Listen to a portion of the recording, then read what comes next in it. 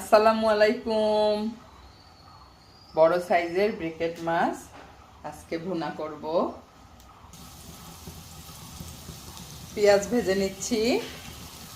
পেঁয়াজ ভাজা হয়ে গেল, এবার জিরা বাটা দিলাম আর দেব আদা বাটা। অনেকে রসুন বাটা দেন, আমি মাছে রসুন খাই না। লবণ পরিমাণ মতো, পানি দিয়ে দিলাম।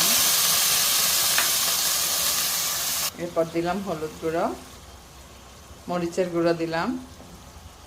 আমি একটু ঝাল ঝাল করবো তাই বেশি করে মরিচের গুঁড়ো দিলাম। দিয়ে দিলাম একটু ধনিয়ার গুঁড়ো, কয়েকটা কাঁচামরিচ দিয়ে দিলাম।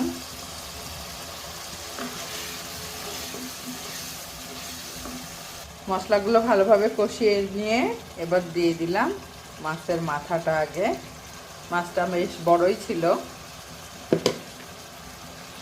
এখন আমি বাকি পিসগুলো দিয়ে দিচ্ছি। এগুলো উল্টিয়ে নিব। এবার দিয়ে দিলাম ধনেপাতা কুচি। এবার আমি পানি দিয়ে দিলাম, মাছগুলোকে ঢেকে দিচ্ছি।